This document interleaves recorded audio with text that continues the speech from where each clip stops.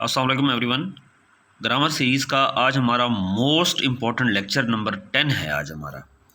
और ये बहुत इंपॉर्टेंट लेक्चर है, बहुत इंपॉर्टेंट चीज़ें हमने इसमें डिस्कस करनी है और एग्ज़ाम में बहुत ज़्यादा पूछने वाला जो है वो क्वेश्चन है, पूछा जाने वाला टॉपिक है वो यही है।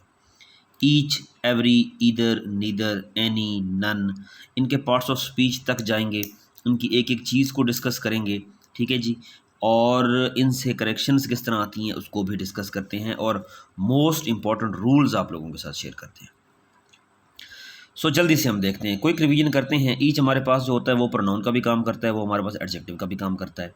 कैसे देख लेते हैं।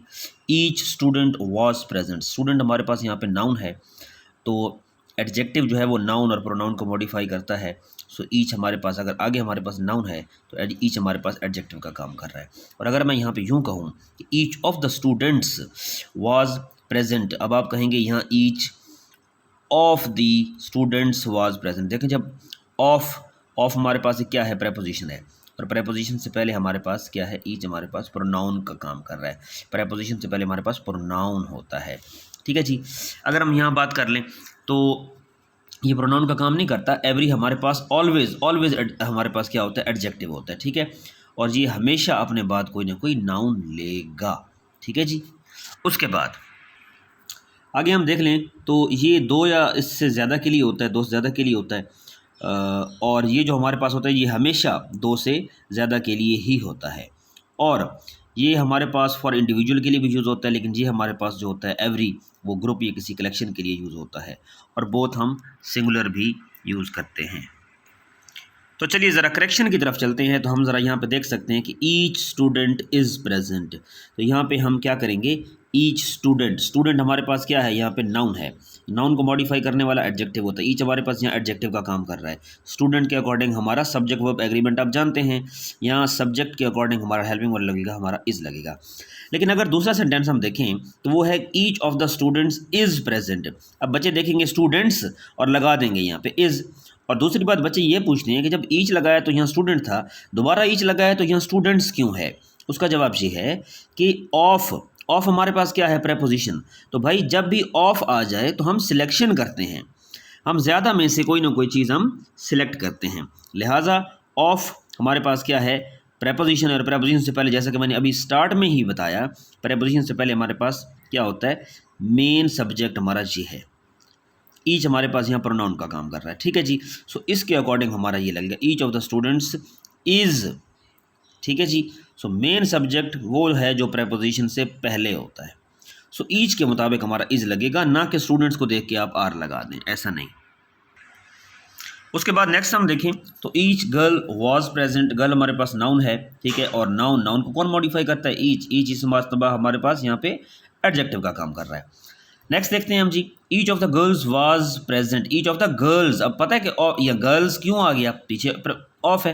और अभी जैसे मैंने पीछे बताया ऑफ आ जाए तो हम सिलेक्शन करते हैं ना, हम सिलेक्शन करते हैं। गर्ल्स को देख के वर नहीं लगा देना हमने। ऑफ से जो पहले होता है वो मेन सब्जेक्ट होता है, जैसे अभी हमने पहले डिस्कस किया पीछे। प्रेपोजिशन से पहले वाला हमारा मेन सब्जेक्ट होता है, और प्रेपोजिशन से पहले हमारे पास प्रोनाउन होता है, और प्रेपोजिशन से पहले वाला हमारे पास मेन सब्जेक्ट होता है। तो मेन सब्जेक्ट के अकॉर्डिंग हमारा लगेगा वॉज। ठीक है जी। एवरी गर्ल वॉज प्रेजेंट, यहाँ हमारे पास गर्ल हमारे पास नाउन है, so every girl was present.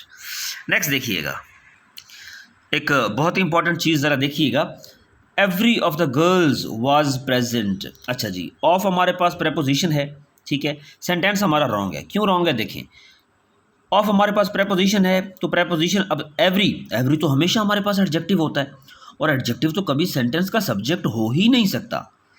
इसको रिप्लेस करना होगा, एवरी को हमें रिप्लेस करना होगा ईच से। Each of the girls was present, फिर गर्ल्स को देख के वर नहीं लगा देना, मैंने जैसे अभी बताया ये प्रेपोजिशन है, प्रेपोजिशन से पहले वाला हमारा मेन सब्जेक्ट होता है, हम ईच के अकॉर्डिंग लगाएंगे was. Each of the girls was present. Next आप लोग देखिएगा, each student wishes to complete his work on time. Each student, student हमारे पास नाउन है, नाउन को मॉडिफाई करने वाला पीछे ईच होता है, वो एडजेक्टिव मॉडिफाई करते हैं ना नाउन या प्रोनाउन को। नाउन के अकॉर्डिंग हमारा लगेगा ईच स्टूडेंट, सिंगल है तो लगाएं ज़रा हेल्पिंग वर्ब, क्या होगा, विश नहीं होगा, विशेज होगा, टू कंप्लीट। लेकिन आगे देखें, ईच ऑफ द स्टूडेंट्स, तो स्टूडेंट्स को देख के बच्चे विश कर देंगे यहाँ पे, मैं तीसरी बार ये बात बताने जा रहा हूँ।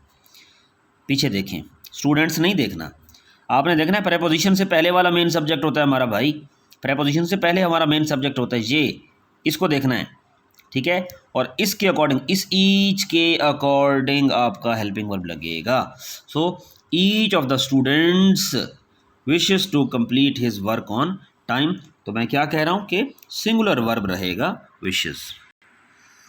उसके बाद हमारे पास आता है कि every class is ready to attend this seminar, every class, every is.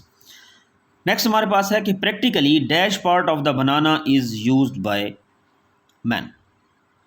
देखें, बनाना के वेरियस पार्ट्स होते हैं ना, ग्रुप होती है, पूरी कलेक्शंस होती है, ट्रंक हो गया, टेल हो गया, लीव्स हो गए, ठीक है, फ्रूट हो गया, एक ग्रुप होता है, पूरी कलेक्शंस होती है, और ग्रुप कलेक्शन के लिए हम एवरी यूज़ करते हैं। नेक्स्ट ज़रा देखिएगा, इधर और नीदर को हम डिस्कस कर लेते हैं। इधर हमारे पास होता है दो में से कोई एक, पॉजिटिव है। बोथ हमारे पास होता है दोनों के लिए, either was present but both were present, both दोनों के लिए होता है, और ईदर दो में से कोई एक, इसलिए either was present, both were present.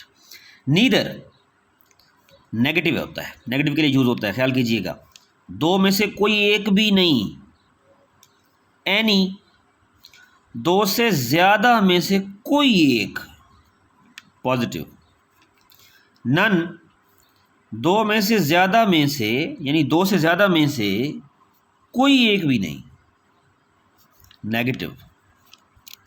सो देखते हैं, none of the two students did the work. देखें मसला क्या है, बात टू स्टूडेंट्स की हो रही है, उधर नन लगा हुआ है। नन तो होता है ज्यादा में से कोई एक भी नहीं, ज्यादा में से, यहां तो दो की बात हो रही है, तो लगाओ नीदर, ठीक है, तो नन रिप्लेस हो जाएगा नीदर से। फिर एक और थोड़ा सा मसला है, यहाँ पर ज़रा देखिएगा, मैंने रूल क्या लिखा, मैंने लिखा कि सेंटेंस नेगेटिव जा रहा है, सेंटेंस मनफी जा रहा है, सो नेगेटिव को नेगेटिव से ही रिप्लेस करें। नीदर जो है वो टू के लिए होता है, इसलिए हमने नीदर लिया क्योंकि वहाँ पे टू है।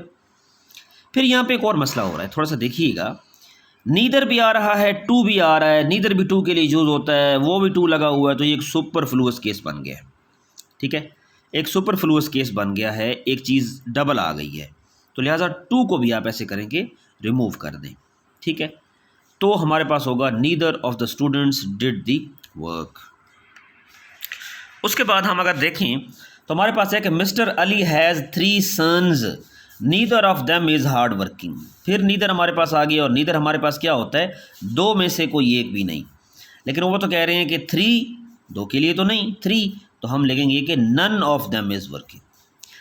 Any of the two students will complete the project, any of the two students, और एनी तो था ज़्यादा लोगों में से कोई एक, ये तो दो हैं, तो क्या यूज़ करोगे जी, इधर यूज़ करेंगे।